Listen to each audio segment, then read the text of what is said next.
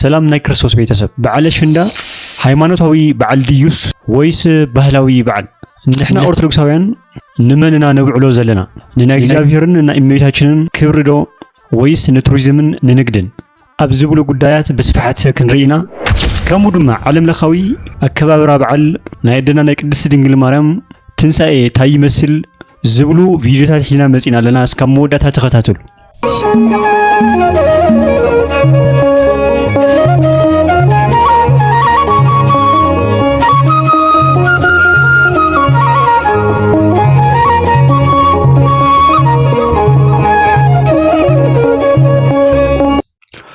በስመ አብ ወወልድ ወመንፈስ ቅዱስ አሐዱ አምላክ አሜን።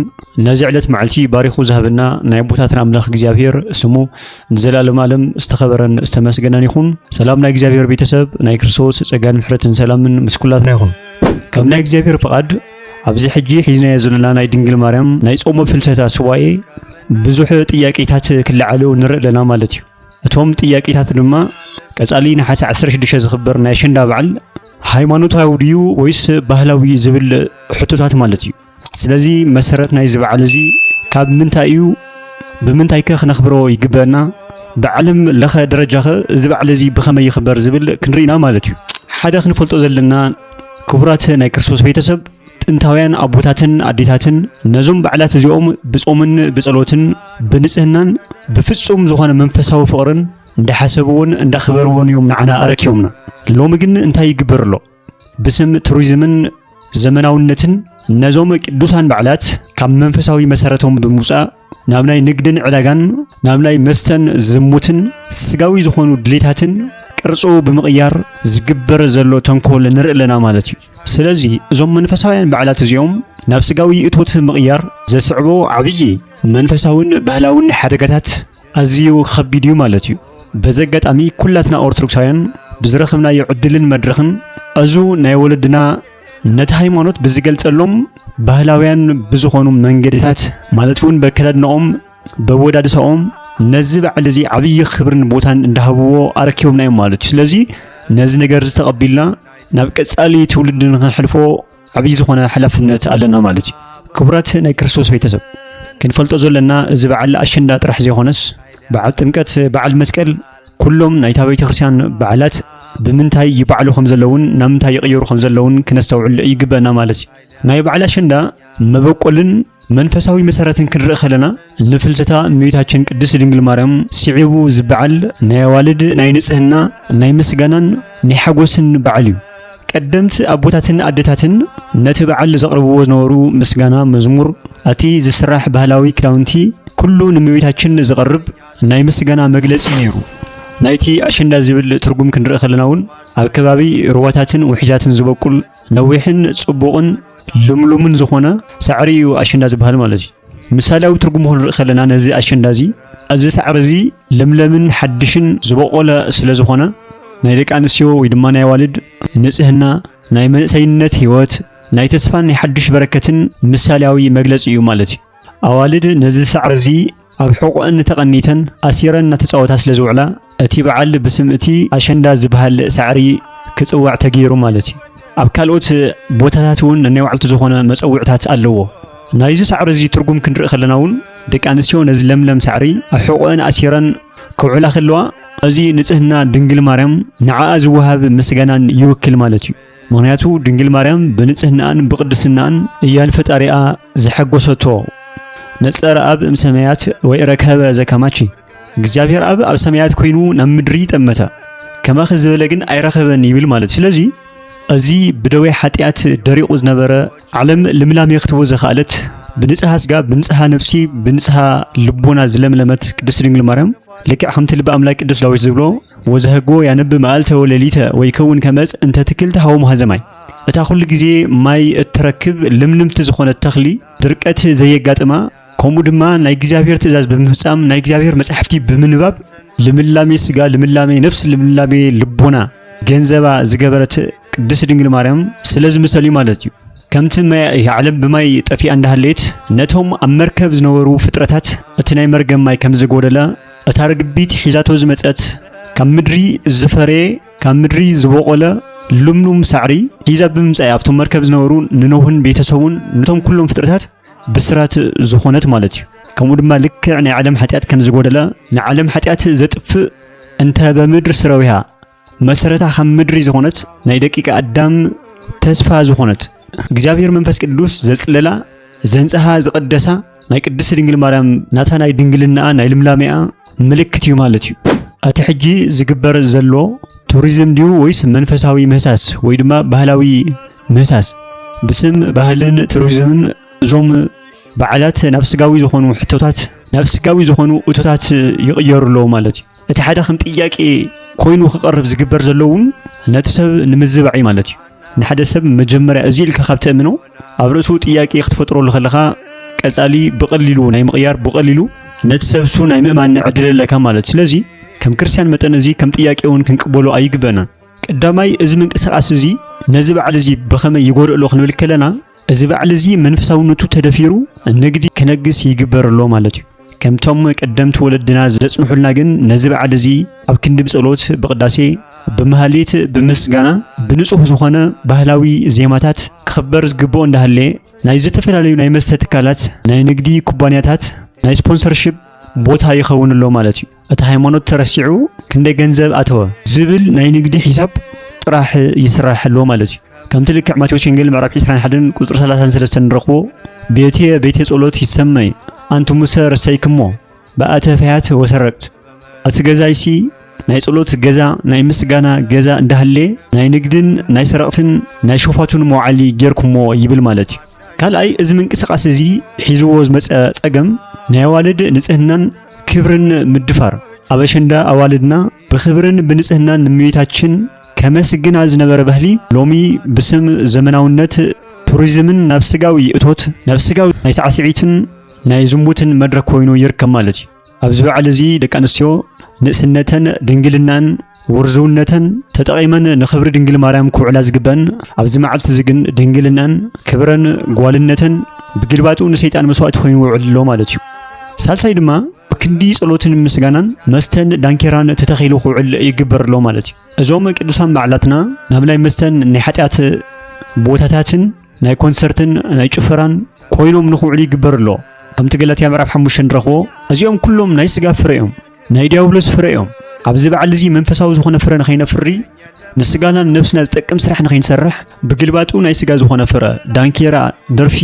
ስኽራን ዝሙት ኮታስ ኣብዚ ሕጂ ዘሎ በዓላት ዘይግበር ናይ ዲያብሎስ ግብሪ የለን ማለት እዩ ስለዚ ክቡራት ናይ ክርስቶስ ቤተሰብ እዚ ነገር እዚ ብደንቢ ክተሓሳስበና ይግባእ ማለት እዩ ቶም ናይ ቀደምቲ ኣቦታት ወለድን ኣደታትን ኣከባብራ በዓል ክንምለስ ይግበና ካልእ ትረፉኳ ብናህና ዕድመ ኳስ ከመይ ይኽበር ከም ዝነበረ ኩላትና ነስታውስና ማለት እዩ ስለዚ እቲ ዝመጽእ ዘሎ ወለዶ እቲ ሓድሽ ወለዶ ነዚ ነገር እዚ እንዳረኣየ ክዓቢ ከሎ ግን ጽባሕ ንግሆ በዓል ኣሸንዳ ሃይማኖታዊ ኢልካዮ ሰምዕካ ወለዶ የለን ማለት እዩ ምክንያቱ እቲ ሕጂ ዘሎ ወለዶ እንዳተባህሎ እንዳሰምዖ እንዳተነገሮ ዝዓቢ ዘሎ እንዳረኣዮ ዝኸይድ ዘሎ እዚ ስጋዊ ዝኾነ ኣተሓሳስባ ስጋዊ ዝኾነ ኣከባብራ በዓላት እዩ ስለዚ ከም መዋቕር ከቤተ ክርስቲያን እውን እዚ ነገር ዝክተሓስበሉ ይግባእ ክብራ ክትሕሉ ይግባእ ቤተ ክርስቲያን ክንዲዚ ክትድፈር ዘይኻለት ክሳብ ክንዲዚ ክትወርድ ክብራ ክትሕሉ ዘይኻለት ምእመናታ ክትሕሉ ዘይኻለት እቲ ዓብይ ነገር ናይ ምሕደራ እዩ እዞም ናይ ቅድስት ቤተ ክርስቲያን ዝኾኑ በዓላት መንነቶም ብዘይፍለጡ ሰባት ተርጉሞምን መሰረቶምን መንነቶምን ንኽጠፍኡን ንኽድብዝብዙ ይግበርሎ ማለት እዩ ስለዚ ኩላትና ናይ ክርስቶስ ቤተሰብ ነዚ ነገር ንቃወም ይግበአና ነዚ ነገር እዚ ንኽስተኻኸል ናይ ኩላትና ስራሕ ናይ ኩላትና ምንቅስቓስን ሓላፍነትን የድሊ እዩ ማለት እዩ ምክንያቱ ነዛ ነገር እዚኣ ዘንቀሳቐሱ ነዛ ነገር እዚኣ ናብ ካሊእ ዳይሬክሽን ንክትከድ ዝገብሩ ዘለዉ ሰባት ውሕዳት እዮም ብጣዕሚ ስለዚ ነዚ ነገር እዚ ክንቃወም ይግበአና ስለዚ እዚ ነገር እዚ ዘስዕቦ ሓደጋ ቀዳማይ ማንነት ምስኣን እዩ መንነትካ ምጥፋእ እዩ ቱሪዝም ጽቡቕ ከም ዝኾነ ነቲ ሃገር ጠቃሚ ከም ዝኾነ ማንም ዝርድኦ ሓቂ ነገር ግን ሃይማኖትካን ባህልኻን ሸጥካ ዝመጽእ ቱሪዝም ንማንነትካ ዘጥፍእ ንማንነትካ ዝቐትል ጉዕዞ እዩ ማለት እዩ ካልኣይ ድማ ናይ ኣምላኽ በረከት ካብቲ ሃገር ክርሕቕ ይገብር በዓላት ብንጽህናን ብቅድስናን እንተዘይተባዒሎም ኣብ ክንዲ በረከት መርገም ሒዞም እዮም ዝመጹ ማለት እዩ ሲጀመር ናይ በዓል ትርጉም ናይ በዓል ጥቕሚ ናይ ነብሲ ነገር ንምስራሕ እዩ እቶም ንስጋና ክንሰርሐሎም ንኽእል መዓልታት ኮይበዝሑ ወለድና ቦታት ግን በዓላት ዝመስረቱ በዓላት ክህልው ዝገበሩ ናይ ስጋ ፈቃድና ግዲፍና ናይ ነብስና ፈቃድ እንፍጽመሉ ዕለት እዩ ናይ ነብሲ ስራሕ እንሰርሕሉ መዓልቲ እዩ ነይሩ ማለት እዩ እዚ ተቐይሩ ብዳንኬራ ብጎይላ ብዝሙት ብስኻር ነብዕለቱ ኮይና ግን ኣብቲ ሃገርን ኣብቲ ማሕበረሰብን መርገም ጥራሕ ሒዙ ዝመጽእ ማለት እዩ ናይ እግዚአብሔር ቸርነትን ምሕረትን ክግለጽ ኣይኽእልን መቕዘፍትን ቁጣዕን ሒዙ ዝመጽእ ማለት እዩ ለዚ ናይ ቤተ ክርስቲያን መራሕቲ እዞም በዓላት እዚኦም ካብ ናይ ንግድን ዓለማዊ መድረኻትን ኣውፅኦም መንፈሳዊ ክብርታቶም ክምልስዎም ይግባእ ማለት እዩ ከምኡ ድማ ወለድን መንእስያትን ኣዋልድና ኣብ ኣሸንዳ ክብርን ብንጽህናን ንእግዚኣብሔርን ንድንግል ማርያምን ከኽብር ብዝኽእል መልክዕ ጥራሕ ከኽብራ ክንምዕደንን ክንመርሐንን ይግበአና ማለት እዩ ካብቶም ንንግዲ ዝጥቀሙለን ዓለማውያን መድረኻት ክንሕልወን ይግበአና እዚ ቱሪዝም ስራሕ እንተዳ ኮይኑውን መንፈሳዊ ትሕዝቶ ናይቲ በዓል ብዘይነክእ ብዘየሰክፍ መልክዕ ብዘየደፍር መንገዲ ጥራሕ ክኸውን ይግብኦ ማለት እዩ በርኮት ዝመጽእ ቱሪስት ካብናትና ዝጽብቕ ኮንሰርት ኣለዎ ካብናትና ዝጽብቕ ዳንኪራ ኣለዎ ካብናትና ዝበልጽ ጭፈራ ቤት መስተ ቤት ኣለዎ ንሶም ክግረሙ ፍሰት ናይ ቱሪስት ብደንብ ንኽበዝሕ እቶም ትክክለኛ ዝኾኑ ባህላውያን መግለጽታትን መንፈሳውያን ዝኾኑ መግለጽታትን ንቕድሚት ክመጹ ይግብኦም ማለት እዩ ከምኡ ድማ ኩላትና ክንፈልጦ ዝግበአና ክርስቶሳውያን እዚ በዓል እዚ ኣብ ትግራይ ጥራሕ ዝኽበር ዘይኾነስ ዓለም ለኻዊ እንደውም ብካላንደር ደረጃ ካባና ብዝሓሸ ኣከባብራ ዘኽብሩ ብዙሓት ሃገራት ኣለዎ ማለት እዩ እስከ ሓንቲ ግዜ ነዛ ቪድዮ እዚኣ ሰሚዕና ንምጻእ በዓለ ፍልሰቷን እንኳን እኮ ካሌንደር ዘግተን ማክበር ያልቻልን ሰዎች ነን በመላው ዓለም ብሔራዊ በዓል ተደርጎ ምን አልኳችሁ ብሔራዊ በዓል ተደርጎ ካሌንደር ዘግቶት ከ40 በላይ ሀገራት የድንግል ማርያምን በዓለ ፍልሰት ነሐሴ 16 እኮ ስራ ዘግተው ነው የሚያሳልፉት እኛ መቼ እናከብራለን ከአውሮፓ ፈረንሳይ ስራ ዝግ ነው ብሔራዊ በዓል ነው የድንግል ማርያም እርገት ጣሊያን ስፓኒያ ፖርቹጋል ኦስትሪያ ቤልጂየም ግሪክ ፖላንድ ክሮሺያ ሉቴቬኒያ ስሎቫኪያ ስሎቬኒያ ስዊዘርላንድ ሉክሰምበርግ ማልታ እነዚህ ሁሉ ስራ ዘግተው ነው የድንግል ማርያምን በዓለ እርገት የሚያከብሩት ኖ ከዛሬ ጀምሮ ትውልድ ሁሉ ምን ይለኛል ከአፍሪካ እንኳን ካቅሙ አፍሪካ አህጉራችን ካሜሩን ማዳጋስካር ሩዋንዳ ብሩንዲ ቤኒን ቶጎ መካከለኛው አፍሪካ አካባቢ ደግሞ ኮንጎ ሪፐብሊክ ጋቦን ሲሸልስ አሜሪካ እንትን ደግሞ እዛ አሜሪካ አህጉር ውስጥ ደግሞ ቺሊ ኮሎምቢያ ፓራጓይ ኡራጋይ ሃይቲ ጓቲማላ እስያ አካባቢ ብትሄድ ፊሊፒንስ ሊባኖስ እነዚህ ሁሉ ሀገራት የድንግል ማርያምን በዓለ እርገት ናሽናል ሆሊዴ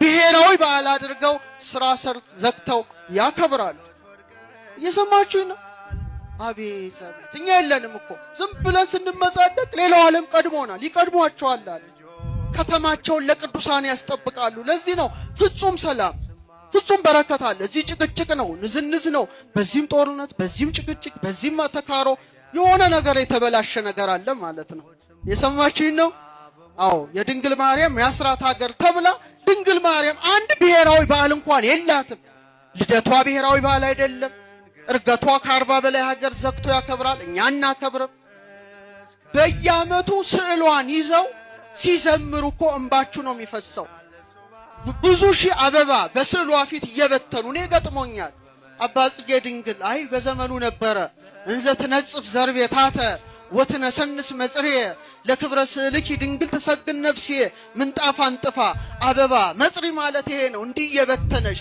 ድንግል ማርያም በስዕልሽ ፊት ሰውነቴ ትሰግዳለች እንዳለ አሁን ፈረንሳይ ብትሄዱ በየቀኑ ሺዎች መብራት እያበሩ የድንግል ማርያም ስዕል ዑደት ያደርጋል ከተማውን እየሰማችሁ ብዝገርም ደረጃ እዚ በዓል እዚ ልዕሊ 40 ዝኾኑ ሃገራት እንደውም በሃገር ደረጃ በካላንደር ደረጃ ከመይ ከም ዝኽበር እዩ እንዳነገረና ጸኒሑ ማለት እዩ እስከ ካብዘን ሃገራት ናይ ሓንቲ ናይ ሮማንያ ናይ እዚ በዓል አከባበራታይ ከም ዝመስል ሪና እንመለስ ዛሬ የምንገኘው በመነስቲሪያ አኮፔረመንቱሉይ ማይቺ ዶምኑሉ የሚባል ገዳም ነው ይሄ ማለት የሴቶች ገዳም ነው ዛሬ ደግሞ ትልቅ በዓል ነው በሮማንያ ኦርቶዶክስ እመቤታችን የቅድስት ድንግል ማርያም በዓለ ዕረፍት ዛሬ ነው የሚታወሰው ማለት ነው በኦገስት 15 ቅዳሜ ባይውል እንኳን ዛሬ ቅዳሜ ስለዋለ ነው በዚህ ዓመት እንጂ ባለፈው ዓመት ስራም ዝግ ነው የመንግስት መስሪያ ቤቶች ባንኮች የሚዘጉበት ነው ኦፊሻሊ እንደ ሌሎች በዓላት እንደ ትላልቅ በዓላት ነው እኛ ሀገር እንዳለው እንደ ጥምቀት እንደ መስቀል ማለት ነውና አሁን ግቢ ውስጥ ነው ያለ ነው የሴቶች ገዳም በጣም ብዙ ምእመናን ነው እየመጡ ያሉት የጸበል ቤት ነው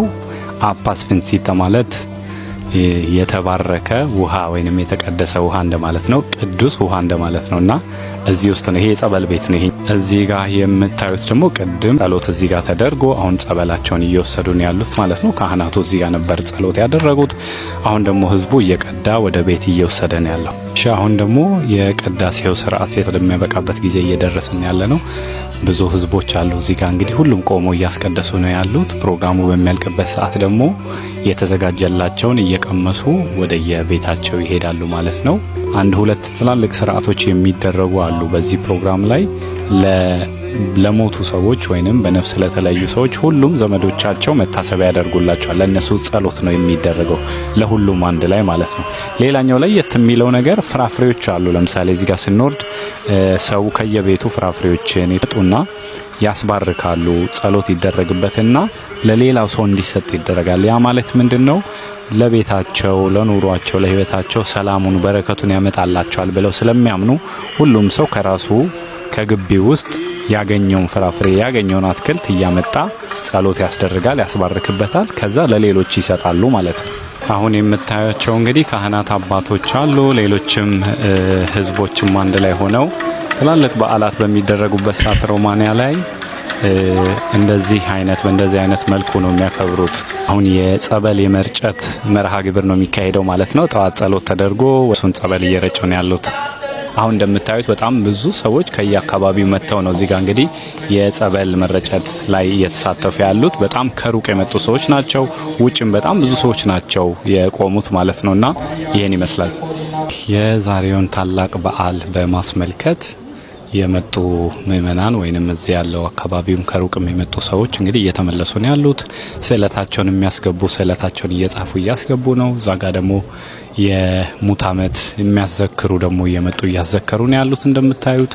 ከታች ደግሞ ራቅ ብሎ እዛ ጋር ጃንጥላ ውስጥ የሚታየው ፍራፍሬዎችን የተወሰኑ አትክልቶችን እያመጡ የተባረኩትን ማለት ነው ለሌሎች ምእመናን ይሰጧቸዋል ማለት ነው። ለሚፈልጉ ሰዎች በነፃ ነው የሚሰጧቸው።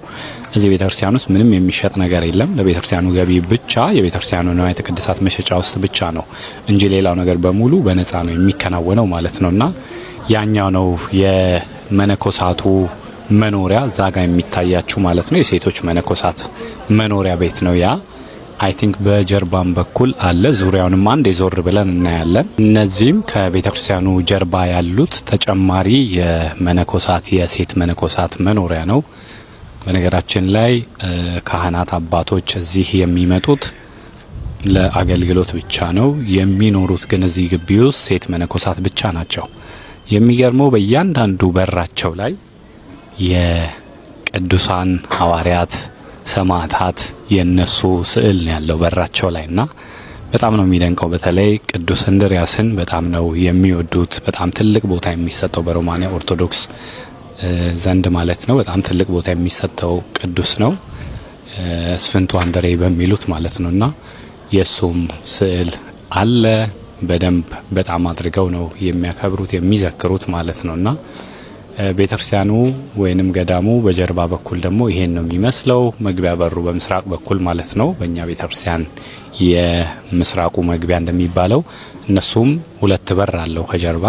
ይሄኛው በጎን የምናየው ደግሞ የዚሁ የገዳሙ ሱቅ ነው ወይንም ንዋየ ቅድሳት የሚሸጡበት ቅዱሳት ስዕላት ያሉበት የስጦታ እቃዎች በቤተክርስቲያን ንዋየ ቅድሳት የሚሸጡበት የሚገኙበት ቦታ ነው። አሁን ደግሞ የምንገኘው የሻማ ማብሪያ ቤት ነው። ይሄ መታሰቢያ የሚያደርጉ ሻማ የሚያደርጉበት፣ ሁሉም ሰው ሻማ ማብራት ሲፈልግ ይዞ መጥቶ አብርቶ ይሄዳል። ከስር ደግሞ እንደምታዩት ሪሳይክል የሚደረጉ ደግሞ ከዚሁ ላይ ነው ተቀድቶ የሚሄደው። በነገራችን ላይ ይሄው እዚህ ነው የሚቀልጠው። እዚሁ ነው ያለው ውሃው ማለት ነው የቀለጠው።